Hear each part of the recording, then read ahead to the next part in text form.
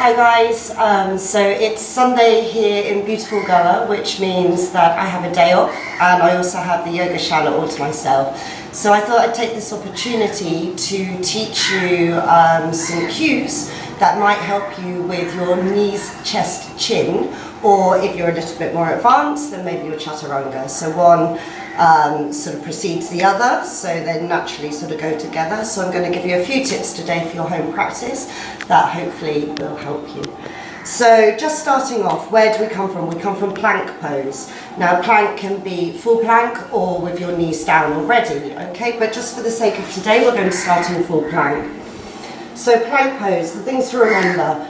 We need to spread our fingers nice and wide as a nice strong base. And we're pressing down through our thumb, our first finger, our little finger. We're trying to keep this area here grounded. And the creases of our wrists are in line with the short end of our mat. Okay, so from tabletop, tucking your toes under and just pushing up into plank. Okay, so what happens in plank? This is what often happens. You have your shoulders up by your ears, your hips are sagging down, there's no core engagement. Okay, so bringing ourselves into a nice strong plank, we push through our base. Okay, we lift up our hips, but we don't want them to be too high or too low. Okay, so we're drawing that nice strong line, getting those shoulders away from your ears. Okay, and then pushing your heels away from you, like you're pushing into a wall. Okay, so imagine you're drawing a nice line all the way from your heels to the top of your head. Okay, so keeping your neck also in line. Okay, so from here, coming into knees, chest, chin, we drop first of all our knees. Okay, now what often happens here is I see students drop their knees and move back into tabletop. Okay, if you're going to try and go into knees, chest, chin from tabletop, what's going to happen is you're going to move back and move onto your forearms.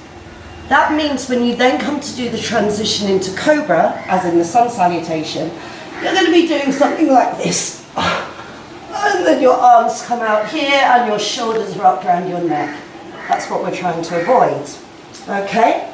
So instead, starting in plank again, drawing in your navel to your spine for that core engagement, pushing up away so you've got lots of space around your neck. Drop your knees directly down. And can you see how I'm nice and vertical still? That nice, sorry, not vertical, diagonal. I've got that nice diagonal line all the way from my knees up into my head. Okay, so I'm not here and I'm not here. Okay, core engagement here. Now what we're going to do is we're going to imagine the point of a triangle. Okay? Aim your vision for the point of the triangle. Your chest is going to drop somewhere between your hands, not behind you. Okay, so here we go, drawing in, pushing up. Another thing that often happens is people's elbows come out to the side and then they just sort of flop down into the pose. Okay? So what we want instead is we want our elbows to be working alongside our ribs, hugging nice and close to our ribs. They don't need to be stuck to our ribs, but working in line with our ribs. Okay? So we're aiming for this point of the triangle. We're keeping the core engagement. We're keeping our shoulders away from our ears. And when you're ready, bending the elbows, working them towards your ribs. And we essentially come into what's a half Chaturanga. Okay? So if you see in half Chaturanga, my elbows are directly in line with my ribs. They should be here. Okay? And from this point, you send your sit bones up and your chest and your chin come down in front of you. Okay? This means that when you come to transition into Cobra, you simply slide your torso onto the mat, push the tops of your feet in, and then peel your ribs up off the mat. You don't need to come up too high. You can just peel a few ribs. And note how my elbows are still nice and bent, keeping that nice openness across my chest there. Okay, a couple of techniques to help with this transition. Try using some blocks, okay? If you have problems finding that point in which you should send your sit bones high, then taking two blocks like this for your shoulders is a good technique, both for knees, chest, chin, and then later for Chaturanga. I'll show you both now. So place your hands just behind with your middle finger in line with the middle of the block. Okay, spread your base nice and wide. Coming up into plank or half plank.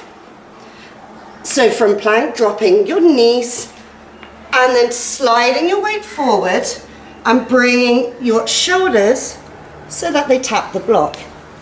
Now this is the point in knees, chest, chin, if the blocks weren't there, that you would then send your sit bones high and continue down to rest your chest and your chin on the ground. Okay? And the same can be done to align your chaturanga. So, coming from high plank, we shift our weight forward, push our heels as if they were pushing into a wall, start to bend our elbows alongside of our body, keep that really nice extended spine, and there we go. I'm in Chaturanga position, but I have the support of the blocks. But what this can do is this can build muscle memory for when you come to do it without the blocks. Okay? Pushing up and then pushing back.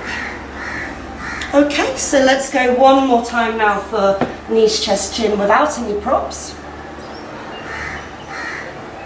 So coming into plank, engaging, pushing your heels away, shoulders away from your ears, and dropping knees, chest and chin. And from here I can roll up. My hands are by the side of my chest and I can take a lovely open cobra.